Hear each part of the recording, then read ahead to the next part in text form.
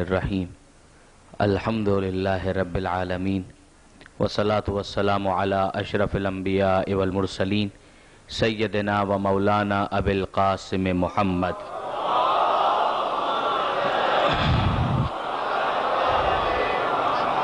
و اہل بیتہ الطیبین الطاہرین المعصومین المظلومین المنتجبین المنتخبین المیامین لا سیما علی الامام المنتظر والحجة الثانی عشر واللعنة الدائمة الباقية على أعدائهم أجمعين من يوم ظلمهم إلى قيام يوم الدين.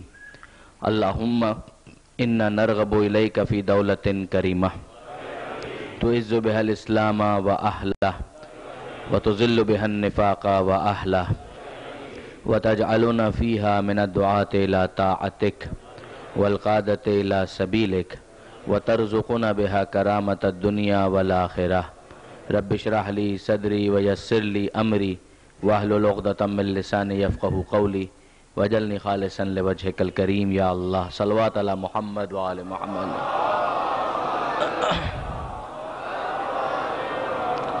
اما بعد فقد قال الله سبحانه وتعالى في القرآن الحكيم بسم الله الرحمن الرحيم قل لا اسألكم عليه اجرا الا المودة في القربة. صلوات على محمد وآل محمد.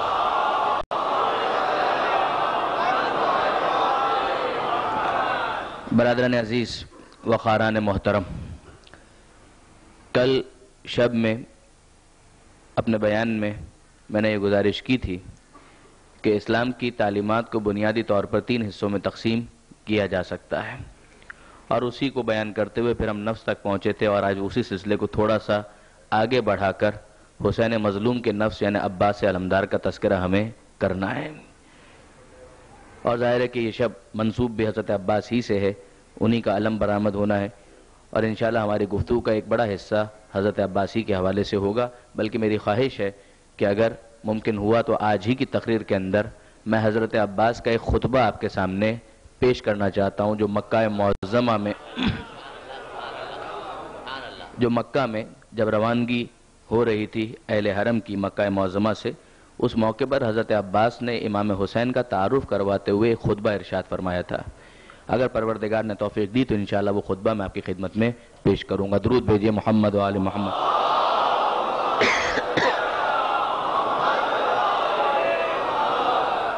برادران عزیز، میں نے گزارش کی تھی کہ اسلام کی تعلیمات بنیادی طور پر 3 ہیں. اگر 3 کیٹیگریز ہم دیکھنا چاہیں تو پہلی کیٹیگری ہے عقائد، دوسری کیٹیگری ہے احکام، اور تیسری کیٹیگری ہے اخلاقیات. عقائد جس کا تعلق عقل کے ساتھ ہے. اگر انسان عقل استعمال نہ کرے تو وہ دلیل تک نہیں پہنچ سکتا، اور اگر دلیل کے بغیر وہ کسی عقیدے کو اختیار کر رہا ہے تو اسلام کی نظر میں اس کا وزن نہیں ہے. اسلام یہ چاہتا ہے کہ انسان اپنی عقل کو استعمال کرے، اپنی اس صلاحیت کو استعمال کرے. اور یہی وجہ ہے کہ میں نے آپ کی خدمت میں معصوم کا قول بھی پیش کیا تھا کہ العقل ما عبد بہ الرحمن، کہ یہ انسان کی عقل ہی وہ ہے کہ جو اسے رحمان کی عبادت تک لے جاتی ہے. ورنہ ظاہر ہے کہ وہ رحمان کی طرف کیوں متوجہ ہوگا؟ پاگل ہے، مجنون ہے، تو وہ تو اللہ کی طرف متوجہ اس انداز سے نہیں ہو سکتا ہے. اور اسی طرح سے معصوم کی یہ حدیث بھی ہمارے سامنے آتی ہے کہ لا دین لمن لا عقل لہ، اس کا تو کوئی دین ہی نہیں ہے کہ جس کے پاس عقل نہیں ہے. اگر عقل نہیں ہے تو اس کا پھر کوئی دین نہیں ہے، یعنی اس دین کا کوئی وزن نہیں ہے کہ جس میں عقل کے فیصلے کو میزان قرار نہ دیا جائے.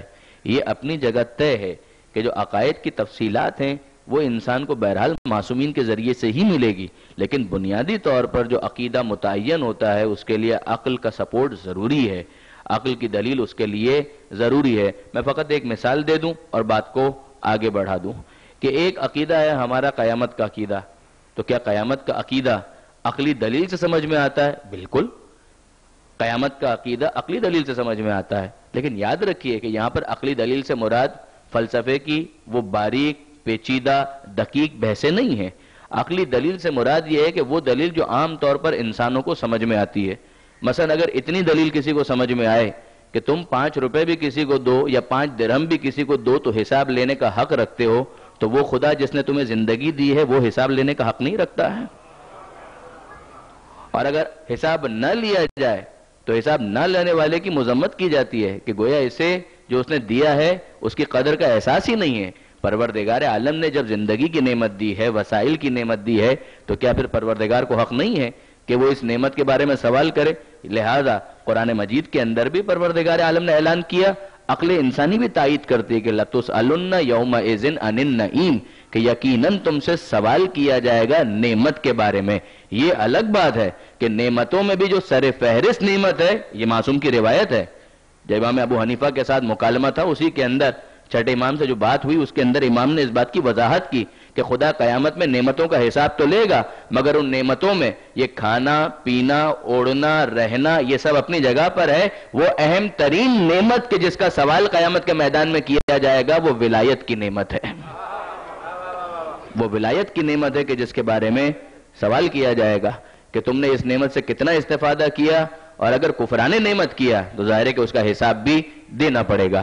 تو یہ اپنی جگہ پر قیامت کے لیے عقل انسانی وہ بھی تائید کرتی ہے، اور اسی طرح جب اس کی تفصیلات کی بات آتی ہے، عقل یہ کہتی ہے کہ حساب ہونا چاہیے، عقل یہ کہتی ہے کہ اگر کسی نے نعمت کا صحیح استعمال کیا ہے اسے اجر ملنا چاہیے، وہ اجر کیا ہو، عقل خاموش ہے۔ عقل یہ کہتی ہے کہ اجر ملنا چاہیے، عقل یہ کہتی ہے کہ اگر کفران نعمت کیا ہے سزا ملنی چاہیے، مگر اب وہ سزا کیا ہو، عقل اس بارے میں خاموش ہے، عقل اس کے آگے کچھ نہیں کہتی۔ اب اس کے بعد جب عنوان جنت ہمارے سامنے آتا ہے، یہ عقل کا دیا ہوا عنوان نہیں ہے۔ عقل جو عنوان دیتی ہے وہ یہ کہ اجر آنا چاہیے، کوئی نہ کوئی ثواب ریوارڈ ملنا چاہیے، اب وہ جنت ہو یا کوئی اور ہو۔ اب اس کی جو تفصیلات ہیں وہ قرآن کے ذریعے ہم تک پہنچی، معصومین کے ذریعے ہم تک پہنچی کہ بھئی جو ثواب ملے گا وہ جنت ہے، جنت کی نعمتیں ہیں۔ اب جنت میں کیا ہوگا، عقل خاموش ہے۔ وہ نہریں بہ رہی ہوں گی یا باغات ہوں گے یا یہ ہوگا اور وہ ہوگا، حور و قصور، اس کے بارے میں عقل خاموش ہے۔ عقل صرف اتنا جانتی ہے کہ کچھ نہ کچھ ریوارڈ ہوگا ضرور، کچھ نہ کچھ ریوارڈ، کچھ نہ کچھ ثواب ہوگا ضرور۔ اسی طرح سے عقل یہ کہتی ہے کہ اگر انسان معصیت کرے، غلط کرے، گڑبڑ کرے تو کوئی نہ کوئی سزا ملنی چاہیے، پنشمنٹ ملنی چاہیے، وہ اپنے لطف و کرم سے معاف کر دے وہ ایک الگ بات ہے۔ لیکن عقلی فیصلہ یہ ہے کہ اگر معصیت ہے تو معصیت پر عذاب یا سزا ہونی چاہیے، اب وہ سزا کیا ہو، عقل خاموش ہے۔ اب اس کے بعد جو عنوان ہمارے پاس آیا جہنم، جہنم کے اندر یہ عذاب، جہنم کے اندر یہ سزائیں، یہ ساری تفصیلات یا قرآن سے ملے گی یا معصوم کے فرمان سے ملے گی۔ تو یہ تفصیلات جو عقائد کی ہیں وہ ڈیٹیلز ہمیں معصومین کے ذریعے ملے گی، لیکن بنیادی طور پر جو عقلی فیصلے ہیں انہی کے ذریعے سے بنیادی عقائد کا تعین ہوتا ہے۔ عقل یہ کہتی ہے کہ پروردگار عالم صحن عالم میں بے نقاب ہو کر نہیں آ سکتا، تو اس کا کوئی نہ کوئی نمائندہ آنا چاہیے۔ اب اس نمائندے کا نام کیا ہو، نبوت، رسالت، یہ عنوانات یہ عقل نہیں دیتی۔ عقل کہتی ہے کوئی نمائندہ ہونا چاہیے، کوئی درمیان میں وسیلہ ہونا چاہیے۔ پروردگار عالم اپنے اس منزلت کی وجہ سے، یعنی اس کے اندر فاعل کی فاعلیت کا مسئلہ نہیں ہے، قابل کی قابلیت کا مسئلہ ہے۔ یعنی ہم یہ کہیں کہ خدا کیوں نظر نہیں آتا، اس کا نظر نہ آنا اس کی یہ وجہ نہیں ہے کہ وہ نظر نہیں آ سکتا، مسئلہ یہ ہے کہ ہم دیکھ نہیں سکتے۔ یہ فاعل کی فاعلیت کا مسئلہ نہیں ہے، یہ قابل کی قابلیت کا مسئلہ ہے۔ جب یہ امکان ہی نہیں ہے، یعنی ہم تو اتنے مجبور ہیں یا ہم اتنے محدود ہیں۔ جو معصوم نے سمجھایا، جب کسی نے سوال کیا تو معصوم نے اسی طرح سمجھایا تھا کہ جاؤ اور جا کر دوپہر میں سورج کو دیکھنے کی کوشش کرو۔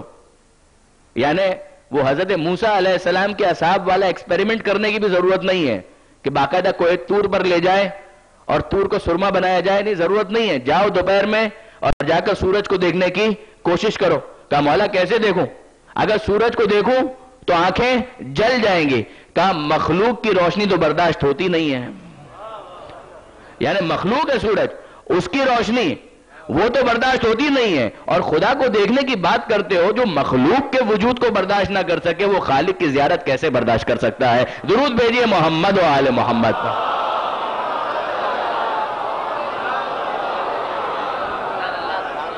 اور اسی وجہ سے کافی ہی کے اندر، اصول کافی کے اندر جو میں نے گزارش کی کہ پہلا چیپٹر ہے کتاب العقل والجہل، اس کے اندر آپ کو اس عابد کا واقعہ ملے گا جو معصوم نے غالباً یا تمثیل کے طور پر یا واقعی واقعہ ہو، اور اسے بیان کیا گیا کہ ایک عابد عبادت کر رہا تھا اور بھرپور عبادت کر رہا تھا۔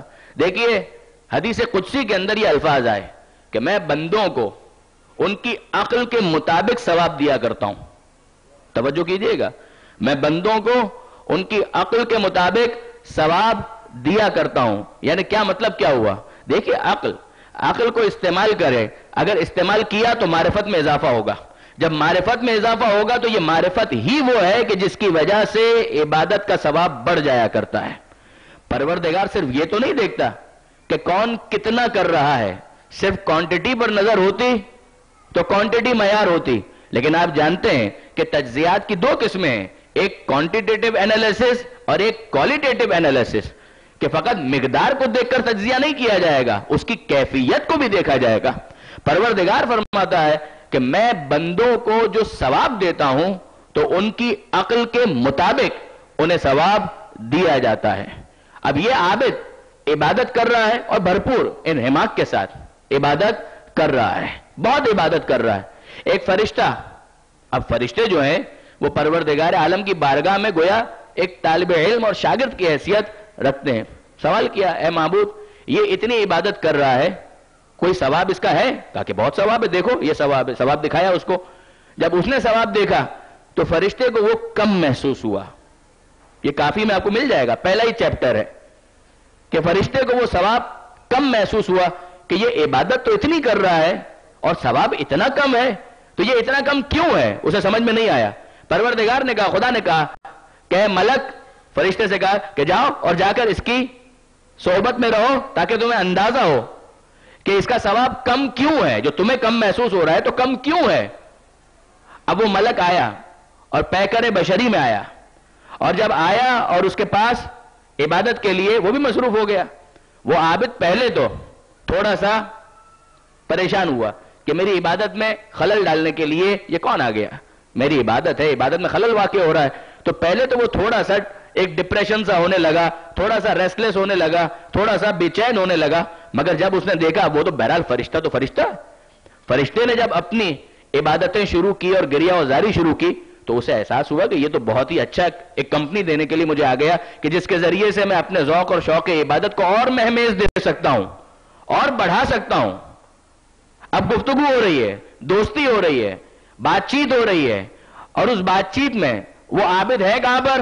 ایک سبزہ زار میں. وہ جگہ گلستان ہے, سبزہ زار ہے, باغ ہے, گویا میں سمجھانے کے لیے عرض کروں کہ نہریں بہ رہی ہے. بڑا ایک دلچسپ اور بڑا ایک خوش اچھا ایک منظر ہے جو وہاں پر نظر آ رہا ہے. تو فرشتے نے یہ کہا, اے عابد یہ کتنا اچھا منظر ہے جو یہاں پر نظر آ رہا ہے, یہ کتنی اچھی جگہ ہے, کتنی پرفضا جگہ ہے. اس عابد نے کہا کہ ہاں جگہ تو بہت اچھی ہے, مگر کاش میرے خدا کے پاس کوئی گدھا بھی ہوتا. کیا مطلب؟ کہ کوئی جانور ہوتا خدا کے پاس. کہ کیوں, یہ کیوں کہہ رہے ہو؟ کہ یہ اتنی گھاس ہے بیکار پڑی ہوئی ہے, کوئی کھانے والا ہی نہیں ہے, کوئی کھانے والا ہی نہیں ہے. کاش کوئی جانور ہوتا, یہاں پر آتا, وہ چرتا, تو یہ گھاس کا کوئی مصرف تو ہوتا. جیسے اس نے یہ کہا فرشتہ تو غائب ہو گیا.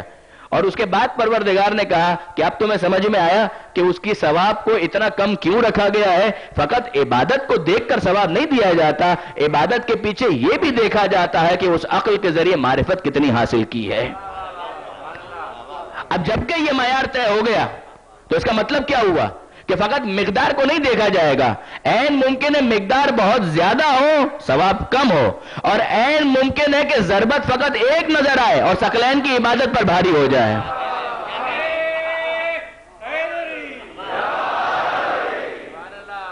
وہ ثقلین کی عبادت پر بھاری ہو جائے. تو یہ معاملہ ہے انسان کی عقل کا کہ عقل کے ذریعے معرفت میں اضافہ, جب معرفت میں اضافہ ہوگا تو اگلا مرحلہ آسان ہو جائے گا. وہ جو دوسری کیٹیگری ہے کہ احکام پر عمل کرنا ہے, جب انسان خدا کا ہو گیا, عقل کے ذریعے معرفت میں اضافہ, نبی سے وابستہ ہو گیا, اہل بیت کے در پر آ گیا, تو اب اس کے بعد وہ کیفیت ہوگی کہ اس کام میں جو وہ انجام دے رہا ہے وہ لذت محسوس ہونے لگے گی کہ وہ فعل فقط فعل نہیں رہے گا, نفس کا حصہ بن جائے گا, جس کے بعد وہ فعل اخلاقیات کے اندر شامل ہو جاتا ہے, جس کے ساتھ نفس کی بیکنگ اسے حاصل ہو جاتی ہے. جو بات کل ہم نے گزارش کی تھی کہ یہ اخلاقیات کا تعلق انسان کے نفس کے ساتھ ہے.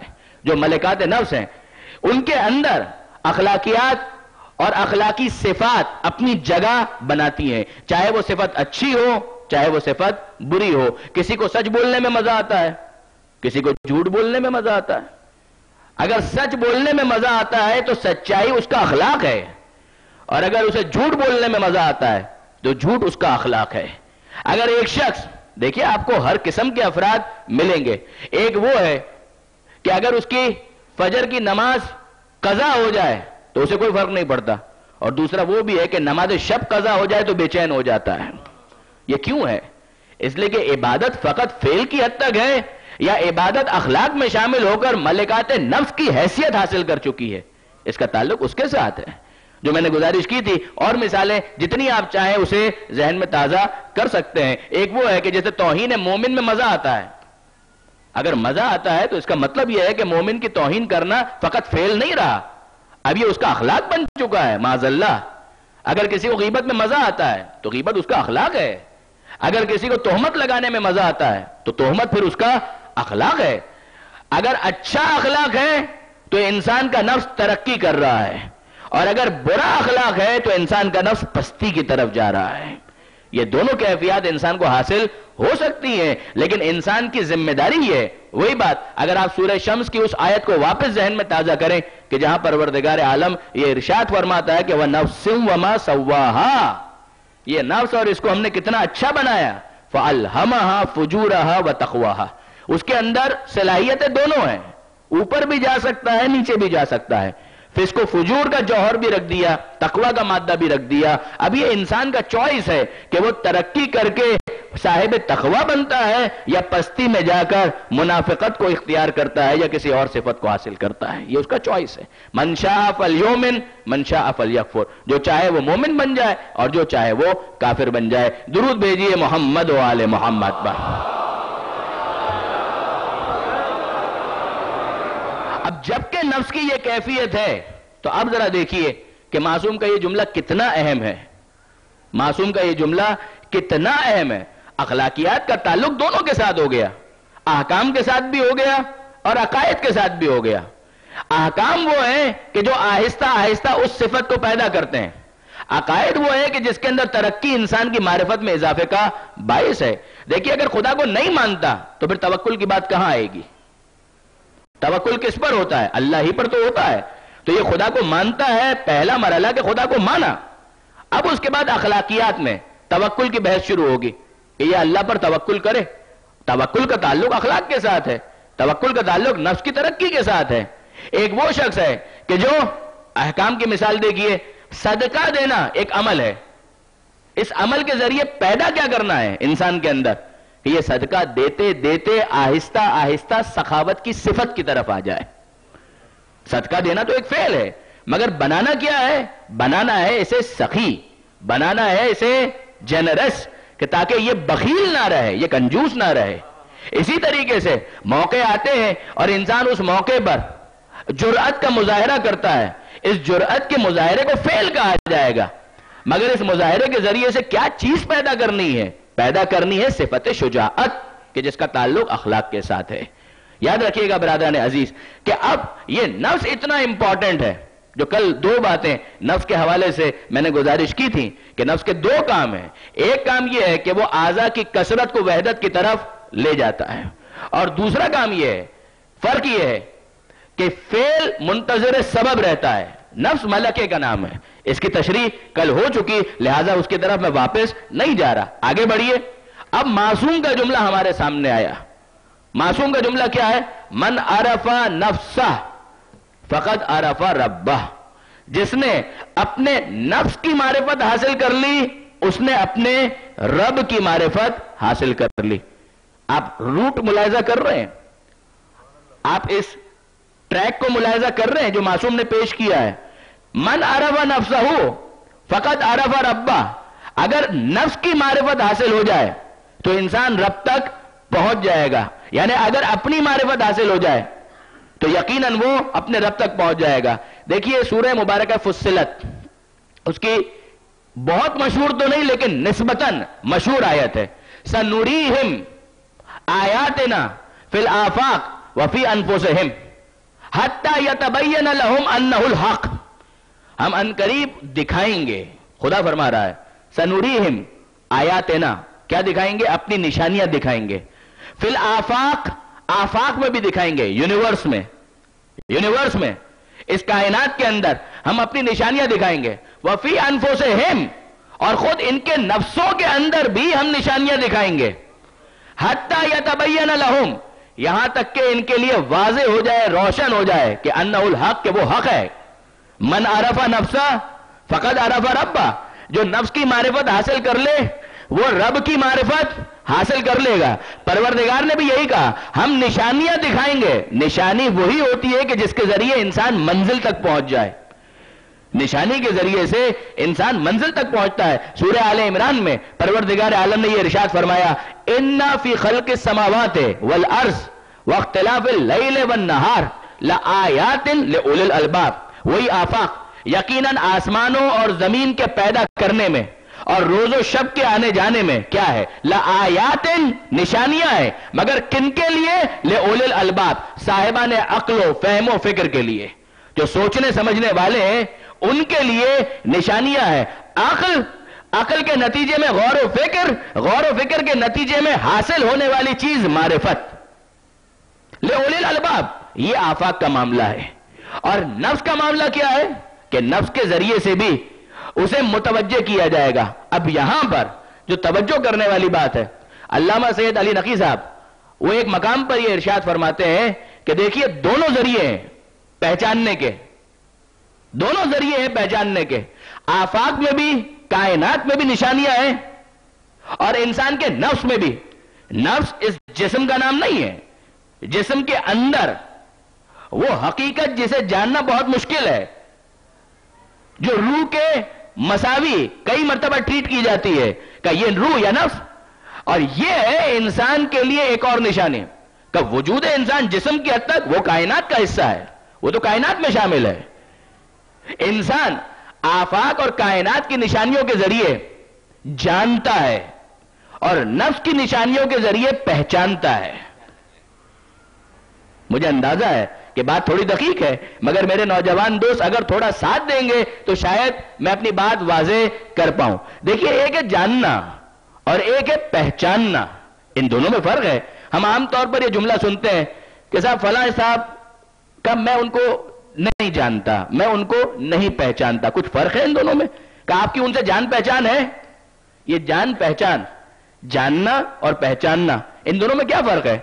عین ممکن ہے کہ آپ نے کسی شخصیت کے بارے میں سنا ہو، عین ممکن ہے کہ آپ نے کسی شخصیت کے بارے میں سنا ہو کہ فلاں عالم دین ہے، مجلسیں پڑھتے ہیں، ان کی یہ کتاب ہے. آپ نے کتاب دیکھ لی، آپ ان کو جانتے ہیں؟ جی آپ ان کو جانتے ہیں، مگر آپ ان کو پہچانتے ہیں؟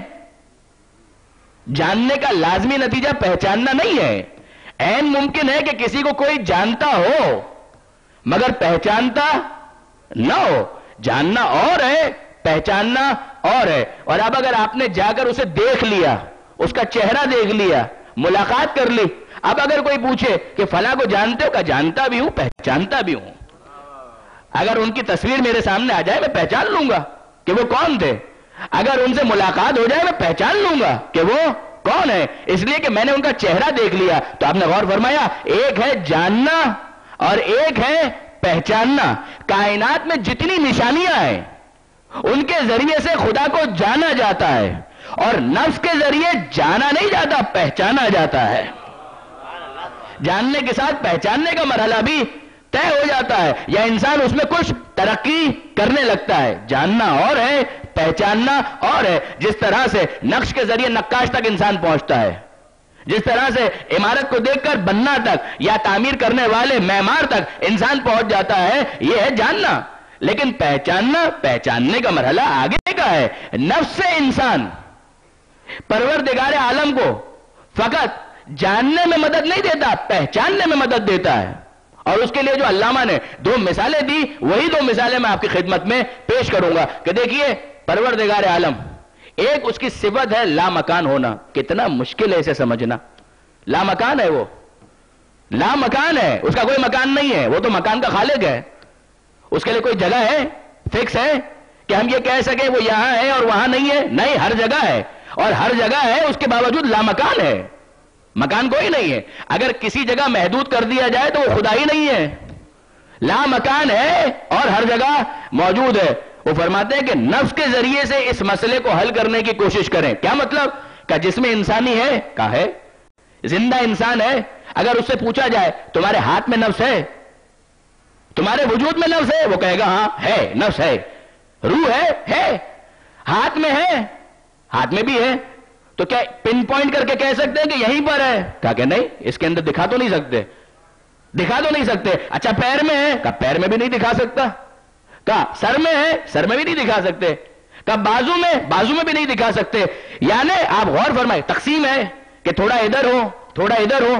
اگر ہاتھ کٹ جائے تو اتنا حصہ نفس کا چلا جائے، پیر کٹ جائے تو اتنا حصہ نفس کا چلا جائے. کہا کہ یہ بھی نہیں ہے مگر کسی جگہ پن پوائنٹ کر کے دکھا نہیں سکتے.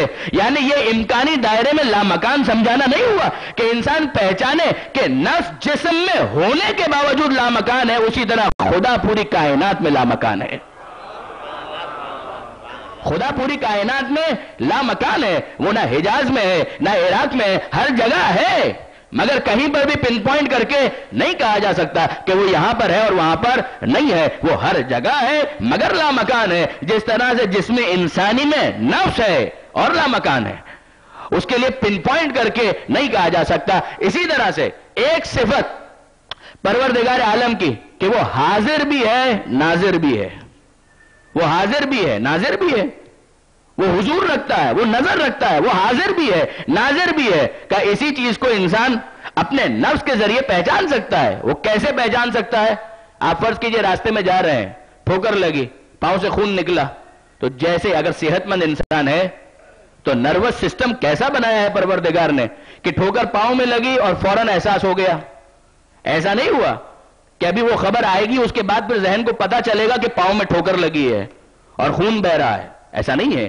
اگر کوئی خاتون سلائی کر رہی ہے اور سوئی چپ گئی تو جیسے ہی سوئی چبھی فوراً نفس کو پتا چلا کہ سوئی چپ چکی ہے، تو کوئی باقاعدہ مخبر خبر دینے گیا کہ الگ سے اطلاع دے؟ نہیں.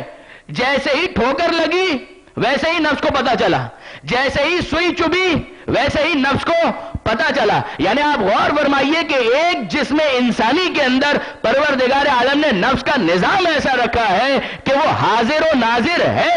کہیں پر کچھ ہو جائے فوراً اسے خبر ہوتی ہے. اسی طرح سے خدا حاضر و ناظر ہے کہ کائنات میں کہیں کچھ ہو جائے، علیم بذات الصدور، وہ دلوں میں پروان چڑھنے والے خیالات کو بھی خوب جانتا ہے. وہ واقف ہے.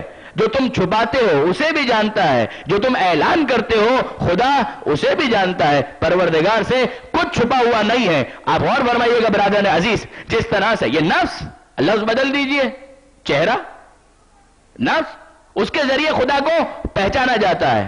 دوسرا لفظ چہرہ، چہرے کے ذریعے سے پہچانا جاتا ہے. اگر ایک شخص ہے، چادر ڈلی ہوئی ہے، پیر باہر ہیں، تو پیر کے ذریعے آپ پہچان سکتے ہیں؟ ہاتھ باہر ہیں، کیا ہاتھ کے ذریعے پہچان سکتے ہیں؟ نہیں پہچان سکتے. پیر کے ذریعے نہیں پہچان سکتے. لیکن اگر چہرہ کھلا ہوا ہے تو چہرے کے ذریعے سے اسے پہچانا جا سکتا ہے. عجیب بات یہ ہے کہ پروردگار عالم نے قرآن مجید کے اندر یہ اعلان کیا کہ کل شیء ہالک الا وجہہ، ہر چیز ہلاک ہونے والی ہے، صرف خدا کا چہرہ بچنے والا ہے. صرف خدا کا چہرہ بچنے والا ہے. اب سوال یہ پیدا ہوتا ہے کہ چہرہ سے یہاں پر، چہرے سے یہاں پر مراد واقعا ایسا چہرہ ہے؟ ایسا چہرہ ہے؟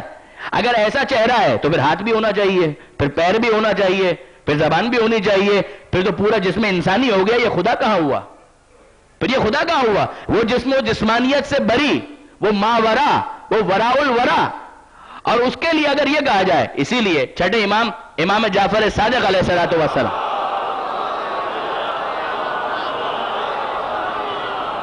بہت توجہ کیجئے گا کہ چھٹے امام سے جب کسی نے سوال کیا کہ مولا یہ چہرے سے مراد کیا ہے، کہا تم بتاؤ لوگ کیا کہتے ہیں، تم بتاؤ لوگ کیا کہتے ہیں. کہا مولا وہ تو ایسا کچھ کہتے ہیں کہ بول بھی نہیں سکتا، وہ تو ایسا کچھ کہتے ہیں کہ بول بھی نہیں سکتا، بتا بھی نہیں سکتا.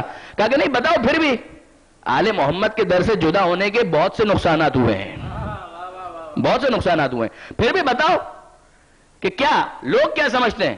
کہا مولا وہ تو یہ کہتے ہیں کہ پروردگار عالم قیامت آنے میں بہت ٹائم لگے گا. جب بہت ٹائم لگے گا تو اس کا نتیجہ کیا ہوگا کہ زمانے کے گزرنے کی وجہ سے نعوذ باللہ من ذالک، معاذ اللہ کے ساتھ سنیے گا، کہ نتیجہ یہ ہوگا کہ پروردگار کے پیر ہاتھ سب گھس جائیں گے، صرف چہرہ باقی رہ جائے گا، سب گھس جائے گا اور چہرہ باقی رہ جائے گا۔ اچھا یہ چہرہ ٹکا ہوا کس کے اوپر ہے؟ اس کے لیے عقل کی ضرورت ہے، اور عقل سے کام لینا نہیں ہے۔ پورا وجود تو جسمانی بنا ڈالا اور چہرے کو بچا لیا، وہ چہرہ ٹکا ہوا کس کے اوپر ہے؟ غور فرمایا آپ نے؟ یہ بڑے نقصانات ہوئے ہیں علم کلام کے مباحث میں، عقائد کے مباحث میں۔ جب آل محمد کے دروازے کو انسان چھوڑ دے تو اسی طرح سے بھٹکنا اس کا مقدر ہو جاتا ہے، اسی طرح بھٹکنا اس کا مقدر ہو جاتا ہے۔ پروردگار عالم کے چہرے کا مطلب اس طرح کا چہرہ نہیں ہے جو انسان کا۔ خدا کچھ کہنا چاہتا ہے، سمجھانا چاہتا ہے کہ کلو شیء ہالک الا وجہہ، چہرہ ہے پہچان کا ذریعہ، یعنی سب ہلاک ہو جائیں گے مگر وہ جسے وجہ اللہ کہا جائے وہ کبھی ہلاک نہیں ہو سکتا، وہ کبھی ختم نہیں ہو سکتا۔ اسی لیے چھٹے امام نے باقاعدہ جب یہ سنا ہے تو بے اختیار کہا کہ پروردگار بلند ہے ان باتوں سے جو یہ کیا کرتے ہیں۔ پھر مولا اس سے مراد کیا ہے؟ امام فرماتے ہیں کہ نحنو وجہ اللہ الباقیہ، ہم ہی وہ اللہ کا چہرہ ہے کہ جنہیں باقی رہنا ہے۔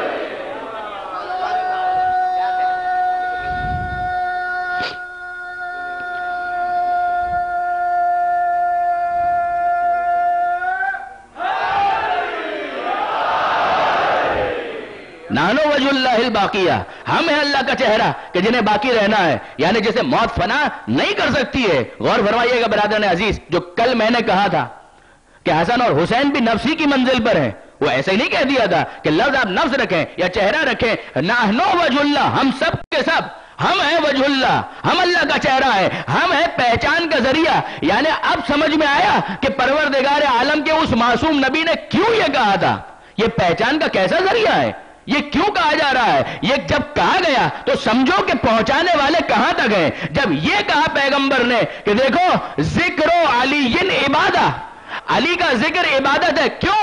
فَإِنَّ ذِكْرَهُ ذِكْرِي، اس لیے کہ اس کا ذکر میرا ذکر ہے، وَذِكْرِي ذِكْرُ اللَّهِ، اور میرا ذکر اللہ کا ذکر ہے، وَذِكْرُ اللَّهِ عبادہ۔ درود بھیجئے محمد و آل محمد۔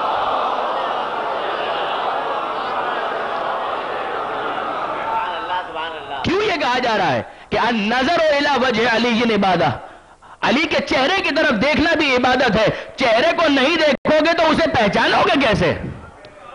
اگر اس کے چہرے کو نہیں دیکھو گے تو اس خدا کو کیسے پہچانو گے؟ عزیزان محترم، یہ فقط زور خطابت نہیں ہے، واپس ان حدیثوں اور آیتوں کو ذہن میں رکھیے۔ جب یہ خدا کے معصوم یہ فرما رہا ہے کہ من عرف نفسہ فقط عرف ربہ، ارے اپنے نفس کی معرفت حاصل کرو تو اپنے رب کی معرفت تک پہنچ جاؤ گے۔ تو جب تمہارے نفس کی معرفت تمہیں خدا تک پہنچا دے گی تو جو نفس سے پروردگار بن چکا ہے اس کی معرفت خدا تک کیوں نہیں پہنچ جائے گی؟ کیسے نہیں پہنچ جائے گی؟ جو شب ہجرت اپنا نفس خدا کو فروغ کر چکا ہے، جو میدان مباہلے میں رسول کا نفس قرار پا چکا ہے، تو یقیناً اب اس کی معرفت پروردگار عالم کی معرفت تک انسان کو لے جائے گی۔ ناممکن ہے کہ کسی اور راستے سے، کسی چور دروازے سے انسان معرفت پروردگار کو حاصل کر سکے۔ بھٹکنا اس کا مقدر ہے، گمراہی اس کا مقدر ہے۔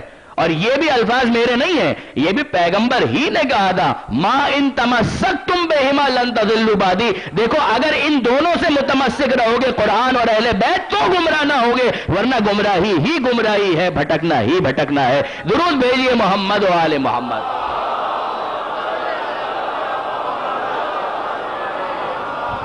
اور اب آگے بڑھیے، جو ملکات نفس کی بات میں نے گزارش کی کہ نفس میں اگر وہ ملکہ پیدا ہو جائے تو اب آیت سنیے، فلا وربک، اے حبیب تیرے رب کی قسم، نہیں ہو سکتا، تیرے رب کی قسم نہیں ہو سکتا، لا یؤمنون، یہ لوگ مومن ہی نہیں ہو سکتے، حتی یحکموک، جب تک تجھے حکم نہ بنا دیں، کس چیز میں؟ فیما شجر بینہم، جو ان کے آپس کے اختلافات ہیں اس میں تجھے حکم نہ بنا دیں، فیصلہ تجھ سے نہ کروائیں، آربیٹریٹر تجھے نہ بنائیں۔ اگر وہ حکم تجھے بنائے تب تو مومن ہے، اور اگر آربیٹریٹر، حکم، فیصلہ کرنے والا وہ تجھے نہ بنائے، کچھ بھی ہو جائے، یہ مومن نہیں ہو سکتے۔ لا یؤمنون حتی یحکموک، یہاں تک کہ تجھے حکم بنائے، کس میں؟ فیما شجر بینہم، جو آپس کے اختلافات ہیں، مشاجرات ہیں، آپس کے جو جھگڑے ہیں، اس میں تجھے حکم بنائے تو مومن ہے. بس اتنا ہی ہے کہ حکم بنا لیا اور مومن بن گئے؟ نہیں. ثم لا یجدو، اس کے بعد لا یجدو فی انفسہم، اپنے نفسوں کے اندر ذرا برابر بھی حرج محسوس نہ کریں. جو فیصلہ تو نے کیا ہے اس کے مقابلے میں ذرا سا بھی انریسٹ فیل نہ کریں، بے چینی محسوس نہ کریں. اس کا تعلق نفس کے ساتھ ہے. قبول کرنا نہ کرنا یہ فعل ہے، مگر فعل کے پیچھے نفس کیا کر رہا ہے؟ لا یجدو فی انفسہم حرجا مما قضیت. اے حبیب، جو تو نے قضاوت کر دی، جو تو نے فیصلہ کر دیا، اسے پورے دل سے قبول کر لیں، صرف ظاہری طور پر مبارکباد نہ دیں.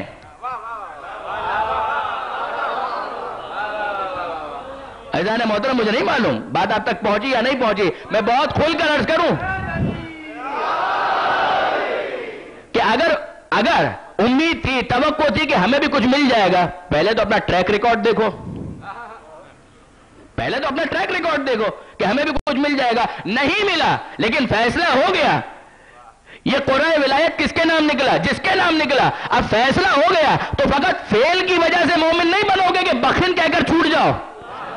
جب تک دل میں بھی پوری طرح سے سر تسلیم خم نہ کر لو، لا یجدو فی انفسہم حرجا مما قضیت ویسلموا تسلیما، مکمل طور پر سرنڈر کرنا ہوگا کہ ہاں ہے پروردگار، میں مکمل طور پر قبول کرتا ہوں، دل سے قبول کرتا ہوں. جب یہ کیفیت ہوگی تب ایمان کا سرٹیفکیٹ ملے گا، اور اگر مومن نہیں ہو تو پھر نفاق ہی کا سرٹیفکیٹ مل سکتا ہے، کوئی تیسری کیٹیگری نہیں ہے. درود بھیجئے محمد و آل محمد پر.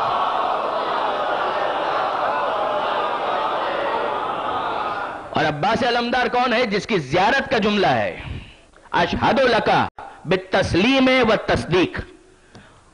معصوم نے سکھایا ہے کہ عباس علمدار کو اس طرح سے مخاطب کرو کہ مولا میں گواہی دیتا ہوں کہ آپ نے سر تسلیم خم کیا اور آپ نے تصدیق کی. مولا آپ اپنے نفس کے ساتھ، حسین ابن علی کے ساتھ اس طرح سے وابستہ تھے گویا حسین کا نفس تھے عباس، گویا حسین کا نفس تھے. میں منزل مصائب سے دور ہوں ابھی، مگر ذرا غور فرمائیے برادران عزیز، یہ معصوم کا کہنا مذاق نہیں ہے. چوتھے امام نے یہ جملہ کہا ہے.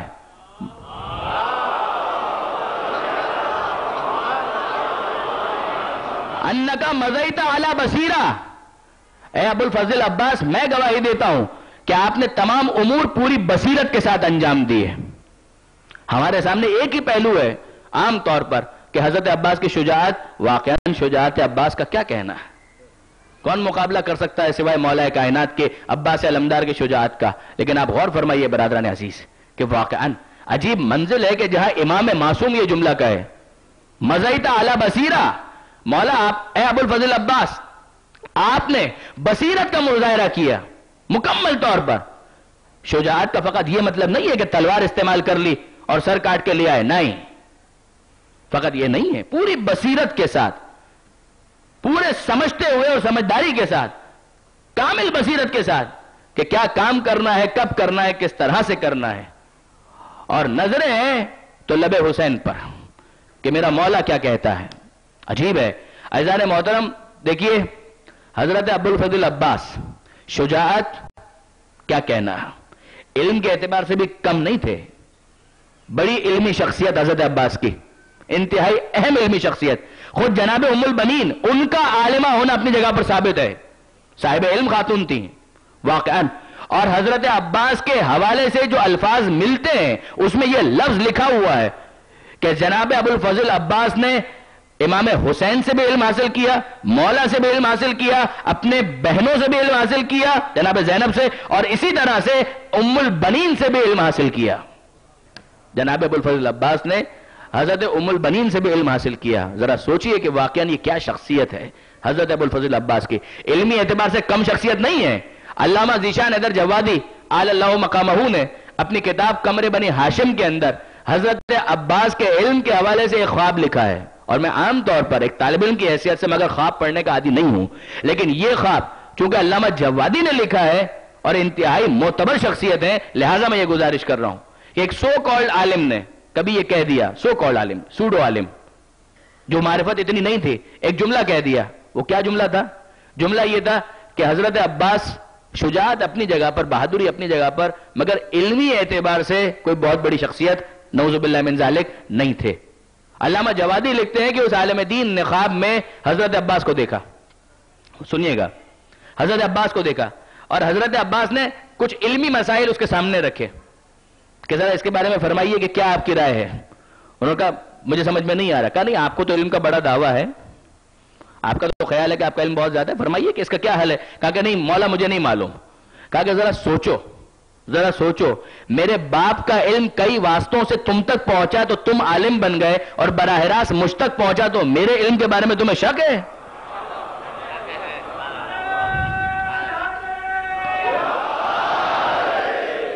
میرے علم کے بارے میں تمہیں شک ہے؟ یعنی آپ غور فرمائیے برادران عزیز، حسین مظلوم نے، جس طرح سے آپ سنتے ہیں کہ پیغمبر اکرم نے زبان چسائی ہے امام حسین کو، اسی طرح سے حسین مظلوم نے ابو الفضل عباس کو اپنی زبان چسائی ہے۔ لعاب رزق کے طور پر حسین نے اپنا لعاب عباس علمدار کو عطا کیا ہے۔ عباس معمولی شخصیت کا نام نہیں ہے، اور یہ لعاب امام کی تاثیر کو بھی ذرا سمجھتے جائیے۔ ہمارے 10ویں امام، امام علی النقی علیہ السلام،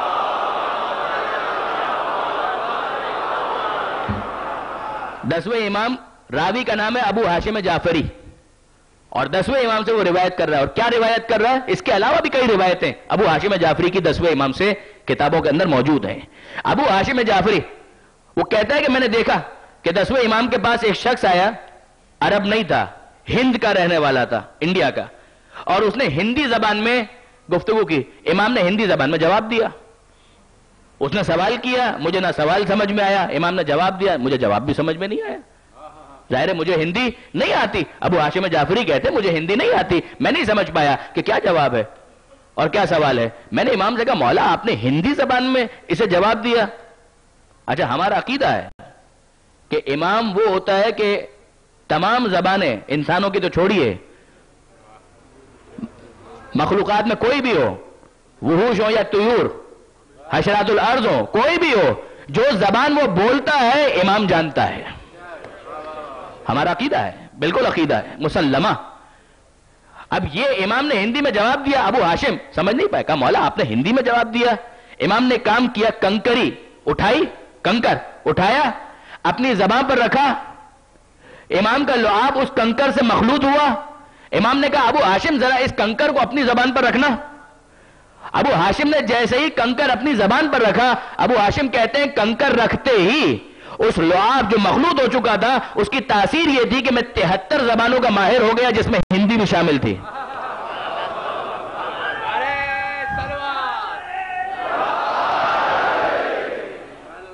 میں 73 زبانوں کا ماہر ہو گیا کہ جن میں ہندی بھی شامل تھی۔ ابو ہاشم جعفری معصوم نہیں ہے، وہ مرتبہ نہیں ہے، امام معصوم ہے اور 10ویں امام ہے۔ لعاب کنکر کے ساتھ مخلوط ہو کر ابو ہاشم کی زبان پر پہنچ رہا ہے، تو تاثیر یہ ہے، ذرا سوچئے کہ تاثیر کیا ہوگی جب حسین کا لعاب ہو اور کوئی کنکر کا واسطہ نہ ہو، براہ راست دہن عباس تک پہنچ رہا ہے۔ کیا کیفیت ہوگی اس موقع پر، اور کیا تاثیر ہوگی اس لعاب کی۔ حسین مظلوم کا لعاب ہے، یہ فاعل ہے اور یہ قابل ہے، قابلیت کے اندر کوئی شک نہیں ہے، جب قبول کرے تو اسی شان کے ساتھ قبول کرے۔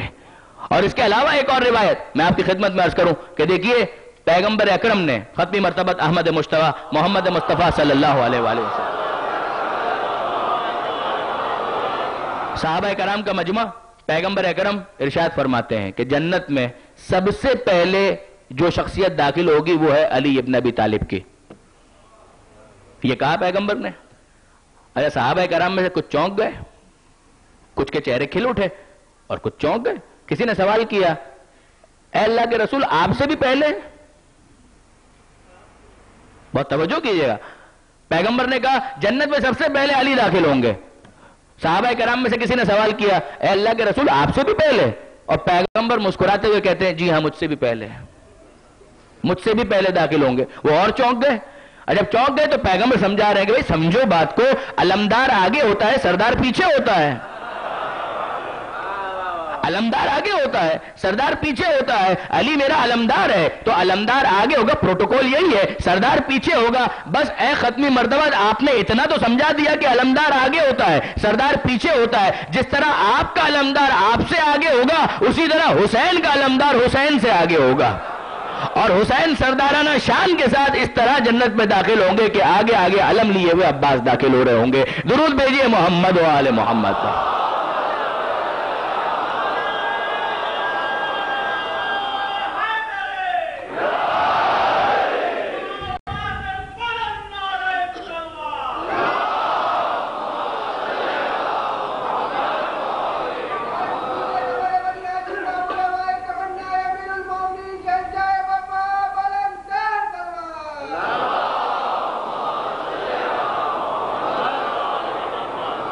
یہ کتاب جو میرے ہاتھ میں ہے، یہ کتاب ہے حدیث کربلا، حضرت علامہ طالب جوہری مدظلہ العالی کی تالیف. ان کا نام خود ہی تعارف کے لیے بہت کافی ہے، آگے کچھ کہنے کی ضرورت ہی نہیں ہے. کتاب بہت عمدہ اور بہت خوب ہے، اور میری کیا مجال کہ میں تعارف کروا سکوں اس علمی شخصیت کے اس کارنامے کا. علامہ طالب جوہری صاحب نے حدیث کربلا کے مقاتل سے جو انتخاب کیا ہے اور کربلا کے واقعات کو کچھ تجزیہ و تحلیل کی منزل سے گزارا ہے، بہت عمدہ کتاب ہے. بعض احباب نے آج دوپہر ہی مجھ سے پوچھا کہ کوئی کتاب ایسی ہے کہ جس کا تعارف کروایا جائے. بہت کتابیں ہیں، لیکن یہ کتاب کچھ تازہ بھی ہے، اس کا انداز بھی بہت خوب ہے، اور اس کتاب ہی سے میں حضرت عباس کا وہ خطبہ آپ کے سامنے پیش کرنا چاہ رہا ہوں کہ جو عام طور پر کتابوں میں نہیں ملتا. حضرت ابو الفضل عباس کا یہ خطبہ کس وقت حضرت عباس نے ارشاد فرمایا. امام حسین موجود ہیں، مکہ مکرمہ ہے، خانہ کعبہ کے پاس. حضرت عباس امام حسین کا تعارف بھی کروا رہے ہیں اور لوگوں کو غیرت بھی دلا رہے ہیں. یعنی مکہ، پھر یاد رکھیے گا، وہ جگہ کہ جہاں پر امام حسین نے کئی حج پا پیادہ کیے ہیں، اور وہ جگہ ایسی ہے کہ جہاں سے حسین کو حج کو عمرے سے تبدیل کرنا پڑ رہا ہے. اور یہ وہ جگہ ہے کہ جہاں پر قاتلوں کے وفود آ چکے ہیں حاجیوں کے بھیس میں. حرم کی حرمت کا کوئی خیال نہیں ہے. اور نکلنے سے پہلے حضرت عباس نے خانہ کعبہ کے پاس کھڑے ہو کر یہ خطبہ ارشاد فرمایا. اب یہاں پر آپ دیکھیں گے خانہ کعبہ کا بھی تذکرہ آئے گا، حجر اسود کا بھی تذکرہ آئے گا. تفصیل بیان کرنے کا موقع نہیں ہے، نہ دامن وقت میں اتنی گنجائش ہے. ایک صفحے کا خطبہ ہے، خطبہ بہت طولانی نہیں ہے، ایک صفحے کا خطبہ. مگر ذرا سا دیکھیے، میں اس کا ترجمہ ہی براہ راست پڑھتا ہوں، تھوڑا سا عربی، ورنہ ترجمہ ہی میں آپ کے سامنے گزارش کرتا ہوں. بسم اللہ الرحمن الرحیم. یہ عباس کہہ رہے ہیں، عباس خطبہ دے رہے ہیں. الحمدللہ الذی شرف ھذا بقدوم ابی ہے. شروع ہی کہاں سے کیا ہے؟ عباس علمدار نے. مختصر خطبہ، ٹو دا پوائنٹ بات. الحمدللہ، حمد ہے اس خدا کی. خانہ کعبہ کی طرف اشارہ کر کے کہتے ہیں کہ جس نے اس گھر کو اس حسین کے بابا کی ولادت سے شرف عطا کیا. آپ نے عام طور پر یہ سنا ہوگا کہ مولا کے فضائل اور مولا کے شرف میں یہ شامل ہے کہ علی خانہ کعبہ میں پیدا ہوئے. عباس کہہ رہے ہیں نہیں، یہ کعبے کا شرف ہے کہ علی کی ولادت خانہ کعبہ میں ہوئی ہے. حمد ہے اس خدا کی کہ جس نے اس کعبے کو شرف بخشا ہے حسین کے بابا کی ولادت سے. من کان بالامس بیتا اصبح قبلہ. جو پہلے فقط گھر تھا قبلہ قرار پایا، اسے قبلہ قرار دیا. اس کے بعد فرماتے ہیں اے منکروں اور گنہگاروں، کیا تم نیکوکاروں کے امام کے لیے مراسم حج کے راستے کو روک رہے ہو، خانہ کعبہ کے راستے کو روک رہے ہو؟ ساری دنیا میں کون ہے جو ان سے زیادہ کعبے کا مستحق اور ان سے زیادہ خانہ کعبہ سے قریب ہو؟ اگر اللہ کی واضح حکمتیں، بلند راز اور امتحان خلق درمیان میں نہ ہوتے تو ان کے قریب آنے سے پہلے، یعنی اس سے پہلے کہ حسین کعبے کے قریب جاتے، کعبہ اڑ کر حسین مظلوم کے پاس آ جاتا. حجر اسود کو چومتے ہیں لوگ حجر اسود کو چومتے ہیں، اور حجر اسود ان کے ہاتھوں کو چومتا ہے. حجر اسود جس کے لیے روایت میں الفاظ آئے کہ یمین اللہ فی الارض، یہ اللہ کا دایاں ہاتھ ہے زمین کے اوپر. جو حجر اسود کو چومتا ہے گویا اللہ کے ہاتھ کو چومتا ہے. عباس سمجھا رہے ہیں کہ لوگوں کا شرف یہ ہے کہ وہ حجر اسود کو چوم کر یہ سمجھے کہ وہ اللہ کے ہاتھ کو چوم رہے ہیں. حسین کا شرف یہ ہے کہ حجر اسود خود حسین کے ہاتھ کو چومتا ہے. لوگ حجر اسود کو چومتے ہیں، حجر اسود ان کے ہاتھوں کو چومتا ہے. اگر میرے آقا کے ارادے اللہ کی مشیت کے پابند نہ ہوتے، اشہد لک بالتسلیم والتصدیق، عباس کہہ رہے ہیں اگر میرے آقا کے ارادے اللہ کی مشیت کے پابند نہ ہوتے تو میں تم پر اس طرح جھپٹ پڑتا جیسے غضبناک باز اڑتی ہوئی چڑیوں پر جھپٹتا ہے۔ کیا تم ان لوگوں کو ڈرانا چاہتے ہو جو بچپنے میں موت سے کھیلا کرتے تھے؟ سوچو کہ بڑے ہو کر ان کا کیا مقام اور مرتبہ ہوگا۔ دوسروں کے علاوہ میں خود اپنے آپ کو اپنے عزیز ترین رفقا کے ساتھ مخلوقات کے سید و سردار پر فدا کرنے کا تہیہ کر چکا ہوں۔ تم پر افسوس، دیکھو اور پھر دیکھو۔ اب ان جملوں کے اندر حضرت عباس کمپیریزن کر رہے ہیں یزید کا اور امام حسین کا۔ تم پر افسوس، دیکھو اور پھر دیکھو کہ شراب خوار کون ہے اور حوض کوثر کا مالک کون ہے۔ دیکھو شراب کون پینے والا ہے اور حوض کوثر کا مالک کون ہے۔ وہ کون ہے کہ جس کے گھر میں بدمست مغنی ہے اور وہ کون ہے کہ جس کے گھر میں وحی اور قرآن ہے۔ وہ کون ہے کہ جس کے گھر میں لہو و نجاست کا پڑاؤ ہے اور وہ کون ہے جس کے گھر میں تطہیر اور آیات کا قیام ہے۔ تم اسی دھوکے میں مبتلا ہو۔ عباس کہہ رہے ہیں تم اسی دھوکے میں مبتلا ہو جس میں قریش مبتلا تھے۔ تم اسی دھوکے میں مبتلا ہو جس میں قریش مبتلا تھے کہ وہ رسول کو قتل کرنا چاہتے تھے اور تم بھی اپنے نبی کی بیٹی کو قتل کرنا چاہتے ہو۔ یاد رکھو جب تک علی زندہ تھے ان کے لیے رسول کو قتل کرنا ناممکن رہا، اور جب تک میں زندہ ہوں مجال نہیں ہے کہ کوئی حسین کو قتل کر سکے۔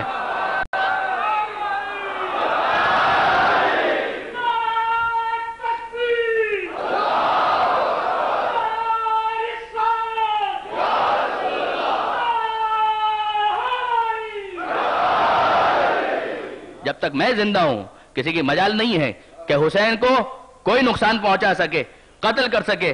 اللہ تمہیں تمہارے مقصود تک نہ پہنچائے اور تمہیں اور تمہاری اولاد کو پراگندہ اور منتشر کر دے اور تمہیں اور تمہارے اجداد کو اپنی رحمتوں سے دور کر دے۔ یہ ہے وہ خطبہ جو حضرت ابو الفضل عباس نے مکہ سے نکلتے ہوئے ارشاد فرمایا تھا۔ یہ حسین کے ساتھ عباس کی وابستگی ہے۔ حسین کا نفس ہے گویا عباس، ایسے ہی نہیں۔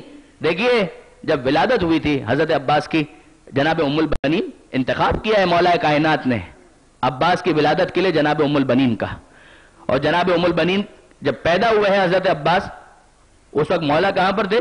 مسجد نبوی میں عبادت انجام دے رہے تھے۔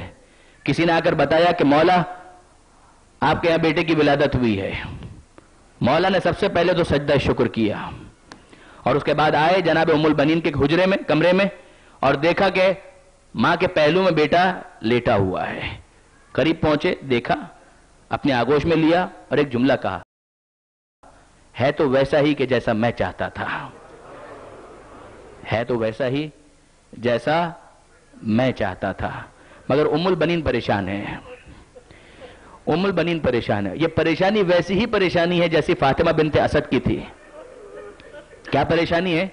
جب علی پیدا ہوئے کعبے میں تو 3 دن تک مولا نے آنکھیں نہیں کھولی ہیں۔ جب پیغمبر اکرم نے اپنی آغوش میں لیا ہے تب مولا نے آنکھیں کھولی ہے اور پہلی زیارت محمد مصطفیٰ کے چہرے کی تھی۔ جناب ام البنین پریشان ہے۔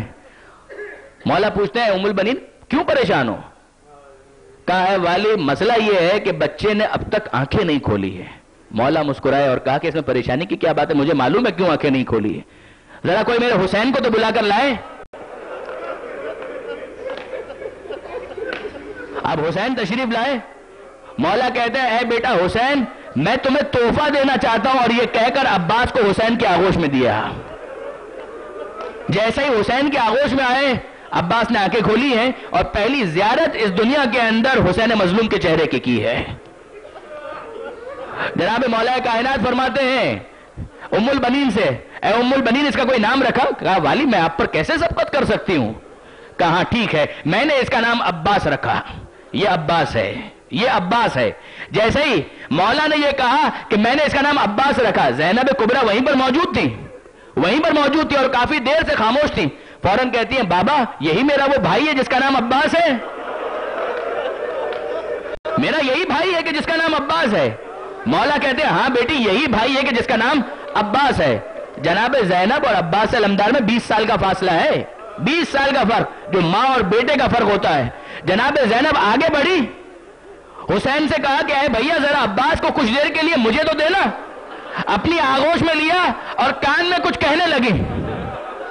کان میں کچھ کہنے لگی. مولا کہتے ہیں اے بیٹی زینب ابھی سے چھوٹے بھائی سے باتیں کرنا شروع کر دی. زینب کہتی ہے نہیں بھائی نہیں بابا میں کوئی بات نہیں کر رہی, میں تو فقط ایک امانت تھی جو اپنے بھائی عباس تک پہنچا رہی ہوں. کہا بیٹی زینب کون سی امانت؟ کہا مجھے اپنی ماں فاطمہ زہرا کا وقت آخری یاد آ گیا. میری اماں فاطمہ نے یہ کہا تھا اے بیٹی زینب تیرا ایک بھائی وہ پیدا ہوگا جس کا نام عباس ہوگا, جب وہ پیدا ہو جائے تو میرا سلام عباس تک پہنچا دینا.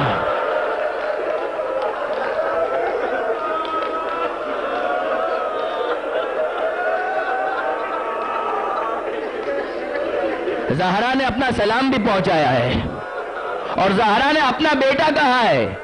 میں روایت دوپہر کی مجلس میں پڑھ چکا مگر پھر سنیے, میدان حشر میں جب قیامت کا میدان ہوگا اور امت کا حال بہت خراب ہوگا, اس موقع پر پیغمبر اکرم مولا سے کہیں گے اے ابو الحسن جاؤ سیدہ کے پاس اور فاطمہ سے کہو امت کی شفاعت کا کوئی سامان ہے, امت کی شفاعت کے لیے کوئی سامان شفاعت ہے؟ مولا جناب سیدہ کے پاس آئیں گے اور جناب سیدہ سے یہ جملے دہرائیں گے اے زہرا امت کی شفاعت کے لیے سامان شفاعت ہے؟ جناب سیدہ یہ ارشاد فرمائیں گی اے ابو الحسن امت کی شفاعت کے لیے میرے بیٹے عباس کے تو بازو بہت کافی ہے. میرے بیٹے ابنی عباس, میرے بیٹے عباس کے دو کٹے ہوئے بازو یہ بہت کافی ہیں. جناب سیدہ نے کہا میرا بیٹا عباس, میرا عباس. عزیزان محترم کربلا میں وہ وقت آ گیا, عاشور کو ایک ایک جا رہا ہے اور اپنی قربانی پیش کر رہا ہے, مگر ایسے میں جب بھی عباس آ کر کہتے ہیں کہ مولا مجھے اجازت ہے, حسین کا جواب کیا ہے اے عباس تم تو میرے لشکر کے علمدار ہو, اگر تم میدان میں چلے گئے تو میرا لشکر بکھر کر رہ جائے گا, میرا لشکر منتشر ہو جائے گا. عباس کچھ دیر کے بعد پھر واپس آئے, مولا اب مجھے اجازت ہے کہ میں میدان میں جا کر اپنی قربانی پیش کروں؟ حسین وہی جواب دیتے ہیں اے عباس تم تو میرے لشکر کے علمدار ہو. ایک وہ وقت بھی آیا کہ جب حسین نے واپس یہ جملے دہرائے ہیں, عباس کہنے لگے مولا اب وہ لشکر کہاں رہا کہ جس کا میں علمدار تھا. میرے پیاسے سپاہی کوثر کے پاس میرا انتظار کر رہے ہیں, مولا مجھے اجازت دیجیے. حسین نے اجازت نہیں دی اور اب جناب سکینہ کی سفارش درمیان میں آتی ہے. عباس اپنی آنکھوں سے دیکھ رہے ہیں بچوں کی کیا کیفیت ہے, مقاتل کے اندر کیفیت لکھی ہوئی ہے, العطش کی صدائیں ہیں, العطش کی صدائیں ہیں اور بچے اپنی معصومیت کے ساتھ وہ زمین کے جہاں کبھی مشقیں رکھی جاتی تھی ان زمینوں کے اندر نمی تلاش کر رہے ہیں, اپنا پیٹ اس نمی کے اوپر رکھ رہے ہیں کہ کچھ ٹھنڈک حاصل ہو سکے, کچھ خنکی حاصل ہو سکے. جناب سکینہ اپنے چچا عباس علمدار کو مخاطب کر کے کہتی ہے اے چچا آپ کو میرے سوکھے ہونٹ نہیں دکھائی دیتے؟ 3 سال کی بچی اپنی معصومیت میں کہتی ہے اے چچا آپ تو مجھ سے بہت پیار کرتے ہیں, کیا آپ کو میرے سوکھے ہونٹ نظر نہیں آ رہے؟ اے چچا آپ کو نہیں معلوم کہ میں کتنی پیاسی ہوں؟ عباس پیار سے سکینہ کو آغوش میں لے کر کہتے ہیں اے سکینہ فقط مولا حسین سے اجازت دلوا دے پھر میں تیرے لیے پانی لے کر آؤں گا. سکینہ کہتی ہے چچا بس اتنی سی بات, آئیے میں آپ کی سفارش کرتی ہوں. مشق ہاتھوں میں لی, سکینہ کو آغوش میں لیا اور اب حسین کے قریب آئے. جب مولا حسین نے دیکھا ہے عباس سکینہ کو لے کر آ رہے ہیں, ایک جملہ عباس سے کہا, ایک جملہ سکینہ سے کہا. عباس سے کہا جاؤ عباس میں نے پانی لانے کی اجازت دی, اور سکینہ کو مخاطب کر کے کہا اے سکینہ ابھی چچا کی سفارش کر رہی ہے, کچھ دیر کے بعد چچا بہت یاد آئے گا, کچھ دیر کے بعد چچا بہت یاد آئے گا. جب تماچے لگیں گے عباس یاد آئے گا, جب تازیانے لگیں گے چچا یاد آئے گا, جب کوڑے پڑیں گے چچا یاد آئے گا. جاؤ عباس میں نے اجازت دی. سکینہ اپنی معصومیت میں نہیں سمجھ پائی میرے بابا نے کیا کہہ دیا. عباس علم لے کر میدان میں گئے اور پانی لانے کی سبیل کرنے لگے. سکینہ نے بچوں کو جمع کر لیا, اے بچوں آؤ میرا چچا جا رہا ہے وہ پانی لے کر آئے گا. عباس میدان میں گئے, فرات کے کنارے پہنچ گئے, دریا پہ قبضہ کر کے مشق کو بھرا اور واپس آ رہے ہیں. بچوں کو عباس نظر نہیں آ رہے مگر علم نظر آ رہا ہے,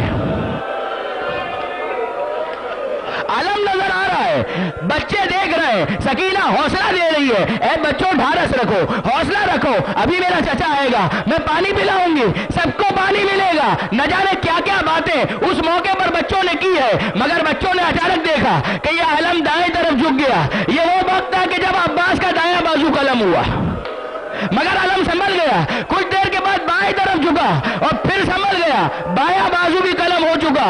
عزیزان محترم, عزاداران مظلوم کربلا, اے عباس کے علم اور علمداری پر آنسو بہانے والوں, وہ وقت آیا کہ علم زمین پر گرا, علم زمین پر گرا. سکینہ کا دل ٹوٹ گیا, حسین کمر کو تھام کر رہ گئے. الان انکسر ظہری, اے عباس میری کمر شکستہ ہو گئی. عزیزوں, آپ نے کبھی غور کیا, آپ نے غور کیا, اگر کوئی گرنے والا گرتا ہے تو ہاتھوں کا سہارا لیتا ہے. جب کوئی گرنے والا گرتا ہے وہ ہاتھوں کا سہارا لیتا ہے. مگر ہمارا سلام ابو الفضل عباس پر کہ زمین کربلا پر گھوڑے سے اس طرح آئے کہ ہاتھ سلامت نہیں ہے, منہ کے بل زمین کربلا پر آئے. حسین کمر کو تھام کر عباس تک پہنچے, عباس کے سر کو اپنی آغوش میں رکھا, اور جیسے ہی آغوش میں رکھا عباس نے سر ہٹا دیا, سر ہٹا دیا. حسین نے سوال کیا, بھیا عباس کیا بات ہے, سر کیوں ہٹا دیا؟ کہا مولا دو باتیں ہیں, ایک تو میں غلام, آپ آقا. غلام کا سر آقا کی آغوش میں مناسب محسوس نہیں ہوتا, اور مولا دوسری بات یہ ہے کہ میں نگاہ تصور میں سوچ رہا ہوں کہ ابھی میں گرا تو میرا سر آپ کی آغوش میں ہے. کچھ دیر کے بعد جب آپ گھوڑے سے زمین پر آئیں گے, مولا وہ کون سی آغوش ہوگی جس میں آپ کا سر ہوگا؟ میں کہوں عباس آپ مت گھبرائیے, زہرا خود اپنے لال کو اپنی آغوش میں لے لے گی, اپنے لال کا سر اپنی آغوش میں رکھ لے گی. عباس ایک وصیت کرتے ہیں, مولا میری ایک تمنا, ایک خواہش ہے. بس عزیزان محترم آخری جملے ہیں مگر ذرا سنیے گا. عباس کہتے ہیں مولا میری ایک خواہش ہے, ایک تمنا ہے. میں جب اس دنیا میں آیا تھا سب سے پہلے آپ